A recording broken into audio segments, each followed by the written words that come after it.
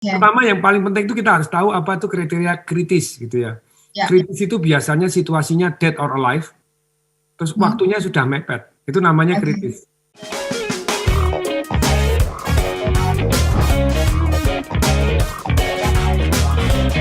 Kami ingin mengajak Anda untuk dapat pembelajaran ya pagi hari ini bersama dengan Mbahnya Dahsyat. Selamat pagi, Pak Tung.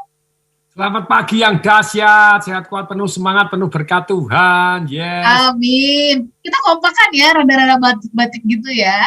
Iya nih batiknya ada Indonesia lagi tulisannya. Indonesia TDW.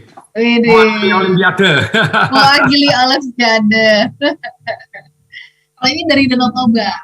Oh, Danau Toba ya. Baik, Pak Tung. Oh, ini rumah tua. Oh, rumah tua. Ini gambar rumah tua, ini rumah tua di Jakarta. Di Jakarta ya, alright. Pak Tung, ini topik yang menarik banget ya karena tidak pernah ada ya kalau situasi yang kritis itu kan setiap orang pasti beda-beda atau situasi setiap pribadi itu pasti tidak sama begitu.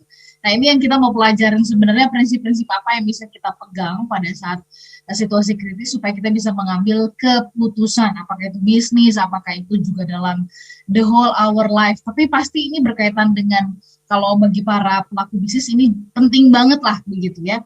Baik, Pak Tung, ketika kita bicara mengambil keputusan dalam kondisi kritis itu kita nggak bisa ya, misalkan kayak udah otomatis dapat pilihan gitu loh yang baik gitu, jadi nggak usah capek-capek mengambil keputusan gitu. Itu tidak mengambil keputusan juga keputusan kok. Jadi kadang orang bingung. Oh iya, nggak ngambil keputusan juga keputusan ya. Iya, misalnya kebakaran nih, lantai 10, terjun, tidak terjun. Terjun dan buka api semua. Masuk ke kamar mandi atau terjun. Jadi Anda tidak ambil keputusan, tetap di dalam ruangan. Terjun atau tidak, ya itu keputusan Anda tetap di dalam ruangan. Apapun yang istilahnya bukan keputusan, tidak keputusan, itu adalah keputusan. Nah, pertama yang paling penting itu kita harus tahu apa itu kriteria kritis gitu ya. Kritis itu biasanya situasinya dead or alive, terus waktunya sudah mepet. Itu namanya kritis. Jadi dead or alive itu bisa dead or alive untuk bisnis kita. Kayak ambil urusan kalau ini A, jalan A tidak. Jadi kritis itu biasanya mendesak antara waktu dan risikonya berat. Risikonya itu apa? Akibatnya. Khususnya akibat buruknya gitu ya. Biasanya kalau akibatnya positif besar, kalau tidak diambil keputusan juga biasa-biasa saja ya, senang-senang aja orang ambil keputusan dengan damainya. Tetapi biasanya kita mendesak waktunya, terus keputusannya ini risikonya besar. Risiko itu akibat yang kita terima berat gitu loh ya.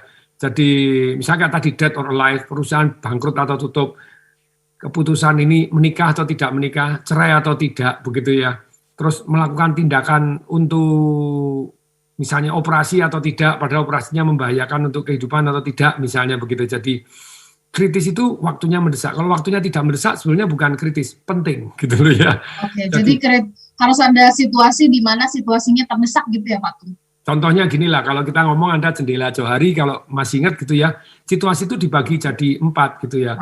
Mendesak dan penting. Nah ini sudah mendesak, penting ini urgent, important. Nah ini yang namanya kritis itu urgent and important. Kalau urgent tapi tidak important, itu sebenarnya distraction. Telepon bunyi, itu mendesak. Tapi nggak penting, jelas. No, apa ya, belum tentu penting. How we know itu penting. Makanya saya sudah 20 tahun lebih, 30 tahun lebih, nggak ngangkat telepon. Hidup saya baik-baik saja itu. Oh iya? Oke. Ya, karena saya merasa bahwa orang telepon-telepon itu banyak sekali yang mendesak, tetapi menurut saya nggak penting. Dan kalau penting bisa kok sampai ke saya. Kemudian ada juga yang penting, tetapi tidak mendesak.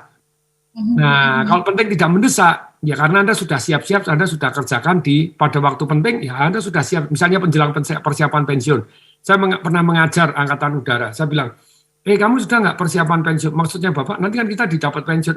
Sekarang kamu dapat rumah. Ya, rumah dinas. Lah nanti kalau kamu pensiun, rumah dinasnya diambil nggak? Iya, diambil. Sekarang kamu berapa? 47. Sudah siap-siap belum punya rumah? Belum. Lah nanti kalau di pensiun, ya marah sama pemerintah. Kok habis manis sepah dibuang? Kan begitu ya. Tapi coba deh kalau Anda makan permen karet. Kalau sudah nggak manis, coba dimut 3 tahun. Ya, nggak enak. Sebetulnya sama kok. Misalnya someday somehow Anda meninggal dunia. Ya apakah terus disimpan terus jadikan mausoleum, jadi ya kalau Anda memang tokoh masyarakat yang luar biasa tentu saja Anda akan tapi Anda akan tetap dikubur loh. Entah dibakar atau diapain ya tetap disimpan.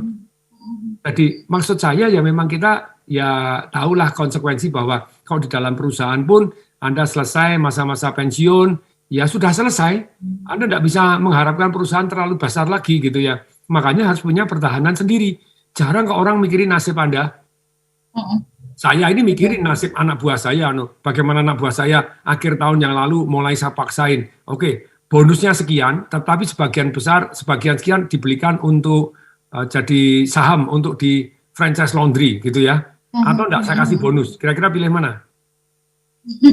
Saya pilih yang dibelikan franchise aja deh daripada. Nah iya, sebagian tetap itu kan mau enggak mau, akibatnya mereka punya passive income. Nah, tetapi ada juga yang sudah tidak penting, mendesak lagi. Ya repot itu ya. Sudah tidak penting, mendesak ya, gitu. Jadi, nah, kalau kita kritis, itu berarti kan penting dan mendesak. Memang kalau hidup kita selalu pemadam kebakaran kebakaran kan penting dan ini mendesak. Kalau habis semua dan mau penting dan mendesak ini. Nah, itu kalau hidup kita di dalam penting dan mendesak, terus berarti kita kurang antisipasi dalam kehidupan kita. Nah, baik.